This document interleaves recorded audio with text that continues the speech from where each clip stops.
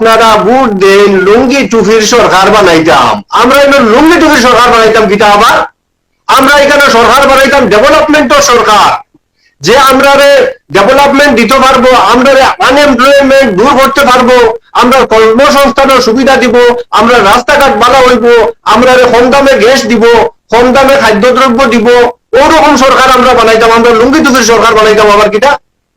আর বদর ভাই আসল 2 দিন বাদে বাদে তার হিকাইল মাথা কান মাতিয়া তাইও হাইলাইট হয়ে যান গিয়া, আর বাদে কইন আমি কিছু উদ্বেগী না। আসাদুদ্দিন ওয়েসের গাড়ির টায়ার দাঁড়াতে গুল্লি যায়, আর অন্যান্য মানুষ ইটার সিনেমায় গিয়া গুল্লি ঢুকে, ইটারটা কি মুসলমানের শিক্ষা নেওয়া একান্ত জরুর।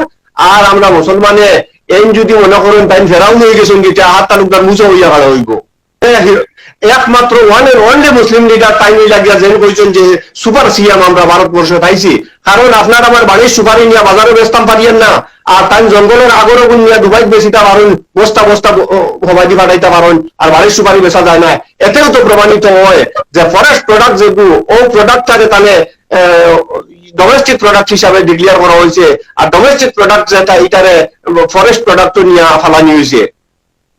এসব পূর্ব পরিকল্পিত জিনিস। আমরা উনার মুখ থেকে শুনেছি যে উনি হিজাবওয়ালি প্রধানমন্ত্রী এই দেশে দেখতে চান, কিন্তু আমরা মুসলমানরা হিজাবওয়ালি প্রধানমন্ত্রী এই দেশে দেখতে চাই না। আমাদের কোরআনও এলাও করেনি যে দেশের প্রধানমন্ত্রী একজন মুসলিম হোক। যার জন্য উনার কথা ছাড়ুন, উনি রোজা রেখে বলুন আর মসজিদের ভিতরে গিয়ে বলুন, উনার কথার উপরে আমাদের কোনো বিশ্বাস নেই। উনি বিজেপির বি টিম হয়ে কাজ করছেন।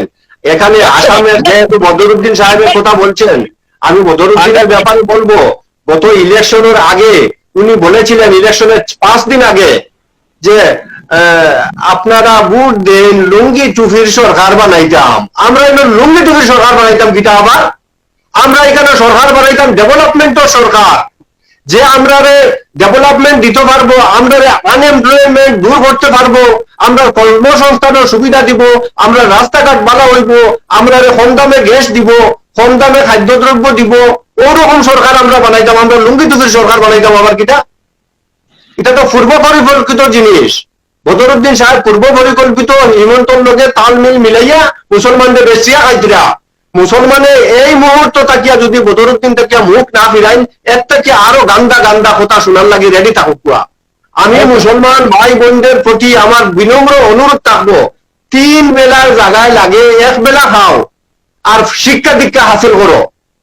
শিক্ষা দীক্ষা আমরা হাসিল করতে লাগবো। আমরা সবজি ব্যাপার আর ট্রাকর ড্রাইভার আর বাসের ড্রাইভার হওয়ার দরকার নাই। আমরা যদি এখন ডাক্তার ইঞ্জিনিয়ার ওই হিমন্ত চলে, হিমন্ত ওই এডুকেশনাল জিহাদ চালাই দিছুন, আমরা খারবার যদি বালা করিলাই তো কইব ইকোনমিক জিহাদ চালাই দিছুন। হিমন্ত পাগল হয়ে গেছুন গিয়া।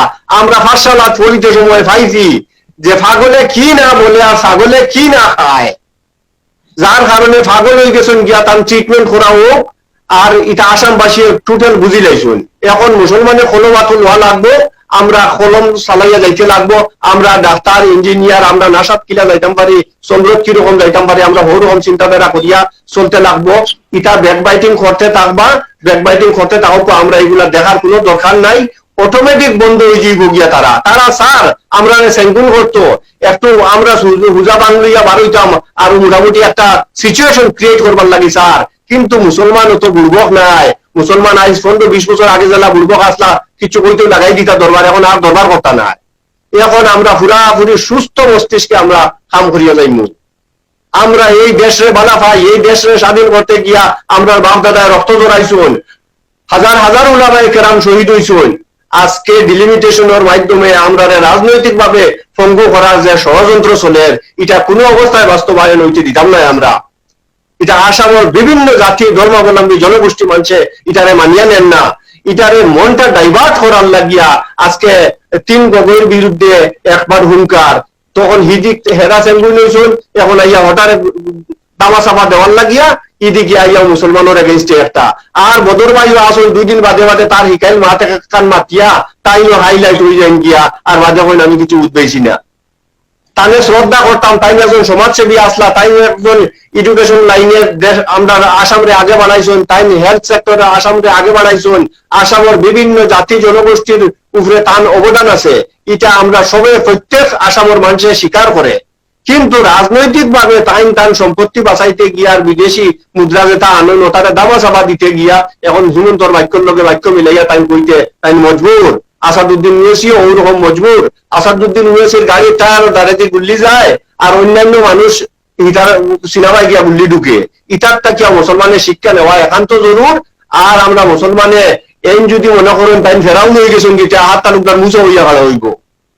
হিমন্ত বিশ্ব শর্মা মনে করেন তাই ফেরাও হয়ে গেছেন তে মুছে হইয়া হাত তালুকদার খাড়া হইব কি আরো ইলা মুসলমান মুছে হইয়া খাড়া হইবা। যার কারণে ভাই কোশ্চেন নিলা মুখ্যমন্ত্রী আর ভারত কোনো স্টেট নাই। ওটাও আমি কইয়া যে একমাত্র one and only Muslim leader time লাগিয়া যেন কইছেন যে সুপার সিএম আমরা ভারতবর্ষে পাইছি। কারণ আপনার আমার বাড়ির সুপারি নিয়ে বাজারে বেচতাম পারিয়েন না আর তাই জঙ্গলের আগরও গুণ নিয়ে দুবাই বেচিতে পারেন বস্তা বস্তা হবাইতে পাঠাইতে পারেন আর বাড়ির সুপারি বেচা যায় না।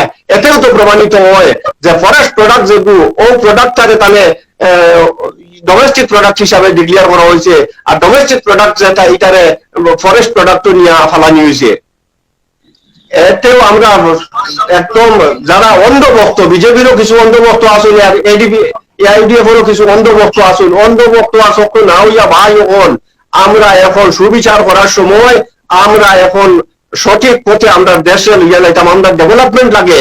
হিমন্ত কইন আর মোদী কইন এরা কোনো মানুষের সরকার না, এরা কয়েকটা পুঁজিপতির সরকার না, হিন্দুর সরকার না, গরিব দুঃখী মানুষের সরকার। এরা হইল আদানি আম্বানি নীরব মোদী তার সরকার। আর না আজকের ডেটও কংগ্রেস যেরকম 480 টাকা গ্যাসের দাম ও 480 টাকা করে হিন্দু মানুষের দেওয়া হোক। যদি হিন্দুর সরকার হইলে থাকে তাহলে হিন্দু মানুষের 480 টাকা করে দেওয়া হোক আর আমরা মুসলমান যারা আছি আমরা 1300 টাকা করে কিনবো, কোনো অসুবিধা নাই। মিঠা তেল দেওয়া হোক হিন্দু 70 টাকা করিয়া আর মুসলমানের 180 টাকা করি, কোনো অসুবিধা নাই। দেখাই দেখতো একবার করিয়া যে আমতাইন হিন্দু সরকার হিন্দুর লাগে কাম করতা গরিব করতে মেহনতি হিন্দু মানুষের ওটা করিয়া দেখাই দিলা কুয়া কিচ্ছু নাই ভাই। এটা দামা চামা দেওয়ার লাগিয়া মানুষের মনটা ডাইভার্ট করার লাগিয়া আজকে ও ইউসিসি আনার কি দরকার আছে? ইউসিসির কোনো দরকার নাই। আমরা দ্রব্যমূল্য বৃদ্ধি হয়েছে ওটা কিরকম কন্ট্রোল করা যায়, পেট্রোলের দাম কিরকম কন্ট্রোল করা যায়, গ্যাসের দাম কিরকম কন্ট্রোল করা যায়, মেডিসিন জীবন মরণ ব্যাধি ওষুধ যেগুলা ক্যান্সার তার কত পার্সেন্ট বাড়ছে গিয়া দাম এটা জনগণের দেখের না। ওটার থেকে মন ডাইভার্ট করবার লাগে ইউসিসি আন্দাজে মুসলমানদের ইয়ে করে লইয়া মুসলমানের সংবিধান হইল কোরআন শরীফ। আমরা কোরআন জি আপনার কাছে একটা কোয়েশ্চন আসছে যে আসাদুদ্দিন ওয়াইসি সাহেবের বিষয় উনি বিজেপির বি টিম নয়, সেটা 100% সত্য, কিন্তু বদরুদ্দিন আজমল সাহেবের সাথে সন্দেহ রয়েছে। এবং আরো একটা কোয়েশ্চন আসছে যে বিজেপির পরে তো সি আসে, বির পরে সি আসে, কিন্তু আসাদুদ্দিন ওয়াইসি সাহেবের যে সংগঠন সেটা এ থেকে শুরু হয়, সেটা বির পরে নয়। এই বিজেপির পরে তো সি আসে, তাহলে সি হলো বিজেপির বি টিম কংগ্রেস। সেটার জবাব দেওয়ার অনুরোধ থাকলো। কংগ্রেস বি টিম না কংগ্রেসের ব্যাপারে কাউকে বলতে হবে না, কংগ্রেসের ব্যাপারে কাউকে বলতে হবে না। ভারতবর্ষ স্বাধীনতা সংগ্রামে যে দল ঝাঁপিয়ে পড়েছিল, ভারতবর্ষের স্বাধীনতার পরে জরাজীর্ণ এই দেশকে যারা সাজিয়ে গুজিয়ে তুলেছে তাদের অবদান আপনি কি ব্যাখ্যা করবেন? আজকে ভারতবর্ষের এইমস হসপিটাল বলুন সেটা কংগ্রেসের বানানো। ভারতের যত বড় বড় ইন্ডাস্ট্রি আছে বর্তমানে সবগুলো তো কংগ্রেসের তৈরি। আজকে যে রাস্তা দিয়ে আপনার আমার হাঁটছি এটাও তো কংগ্রেসের।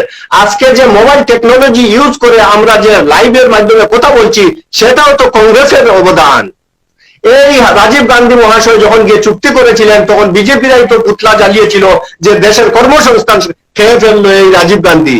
কিন্তু আজকে সবার দৈনন্দিন জীবনে এটা ছাড়া আমরা চলতে পারতেছি না। এতে প্রমাণিত হয় যে কংগ্রেস কত সুদূর প্রসারী চিন্তা ভাবনা নিয়ে চলে। 100 বছর পরে কি হবে সেটা নিয়ে কংগ্রেস ভাবনা চিন্তা করে। কংগ্রেস হলো গরিব দুঃখী মেহনতি মানুষের সরকার, এই ভারতবর্ষের নিপীড়িত নির্যাতিত শোষিত বঞ্চিত মানুষের সরকার। কংগ্রেসের ব্যাপারে আর কেউ আঙ্গুলি উঠানোর কোনো প্রয়োজন আমি মনে করি না, আর এর থেকে বেশি বলারও কোনো প্রয়োজন নেই আমি মনে করি। ধন্যবাদ আহাদুদ্দিন তালুকদার সাহেবকে যে আপনি এত গুরুত্বপূর্ণ কথা বলার জন্য। যে প্রায় সময় অনেক সময় আমরা কি সন্দেহের মধ্যে থাকি যে আসাদুল ওয়াইসি সাহেব বিজেপির বি টিম না বদরুদ্দিন আজমল সাহেব বিজেপির বি টিম, সেটার মধ্যে আমরা কনফিউজ, কারণ সরাসরি আমি কখনো আসাদুদ্দিন ওয়াইসি সাহেবের সাথে দেখা সাক্ষাৎ করি নাই এবং দেখিও নাই। কারণ সেটা আমরা সবসময় দেখে থাকি যে আসাদুদ্দিন ওয়াইসি সাহেব সব সময় বিজেপির বিরুদ্ধে কথা বলে থাকেন, এর জন্য ওনাকে আমরা বেশিরভাগ ভালোবাসি। কিন্তু বদরুদ্দিন আজমল সাহেব কখনো বিজেপির বিরুদ্ধে কথা বলতে আমরা শুনি নাই, এর জন্য ওনার উপরে আমরা সন্দেহ রয়েছে। কিন্তু আপনি একটা কথা, আমি আপনাকে একটি কথা জিজ্ঞেস করছি মৌলানা সাহেব, আপনাকে একটি কথা আমি প্রশ্ন জিজ্ঞেস করছি। আমাদের ইসলাম কি কোনো জায়গায়, কুরআন শরীফ বা হাদিস শরীফ কোনো জায়গায় আমাদেরকে এলাও করেছে কি দেশের প্রধানমন্ত্রী একজন মুসলিম হওয়ার জন্য? উনি তো নির্দ্বিধায় বলেছেন যে হিজাবওয়ালি এই দেশের প্রধানমন্ত্রী উনি দেখতে চান। এই কথার থেকেই তো প্রমাণিত হয় যে উনি মোদির সাথে মিলেমিশে কাজ করছেন। আমি আহাদ তালুকদার ব্যক্তিগতভাবে কোনো মহিলা এই দেশের প্রধানমন্ত্রী দেখতে চাই না, স্পেশালি মুসলমান তো হওয়ার দরকারই নেই। যে আহাদ তালুকদার সাহেব, আপনার কাছে একটা কোয়েশ্চন আসছে যে দিল্লি ইন্ডিয়া গেটের মধ্যে আসাদুদ্দিন ওয়াইসি সাহেবের বংশের মানুষের নাম লেখা রয়েছে। আরে বংশের মানুষের নাম লেখা হলে কি হলো, সব বাস কি মসজিদের কাজে লাগে নাকি? আরো অনেক জায়গায় তো গিয়ে বাসগুলো কাজে লাগে, সেটা তো আমাদের মূল মুরব্বীরা আগের থেকে বলতেন, আমরা শুনে আসছি। বংশ ভালো হইলেও মানুষ ভালো হয় না। না